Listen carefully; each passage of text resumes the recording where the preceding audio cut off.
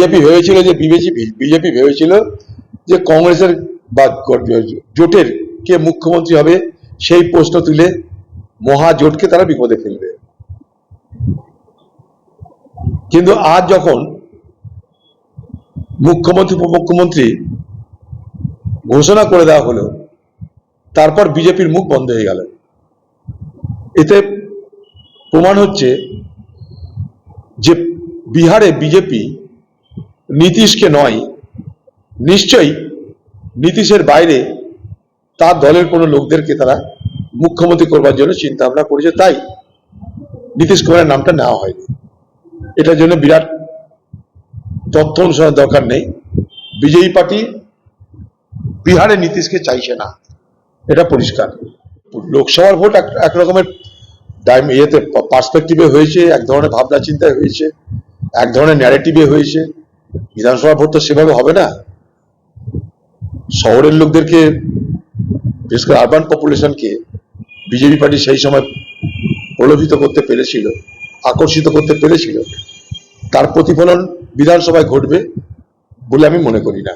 SIR এর বিজ্ঞপ্তি কখন জারি হবে সেটা নির্বাচন কমিশন ঠিক করবে। নির্বাচন কমিশনের এটা একটা প্রক্রিয়ার মধ্যে পড়ে। আমরা বরাবরই বলেছি, আজও বলছি, যে এসআইআর এর নামে বৈধ ভোটারকে অবৈধ করবার চেষ্টা হলে কংগ্রেস তার মোকাবেলা করবে।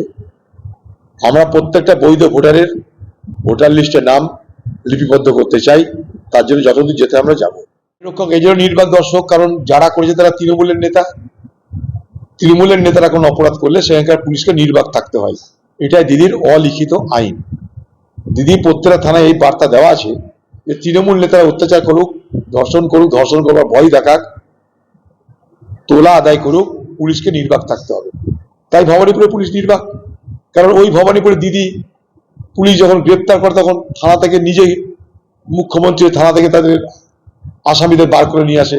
সেখানকার পুলিশ যখন দেখে তৃণমূলের লোকেরা অন্যায় করছে, অত্যাচার করছে, দম্পতির একবার হামলা করছে, ধর্ষণ করার ভয় দেখাচ্ছে, তখন তাদেরকে নির্বাক থাকতে হয়।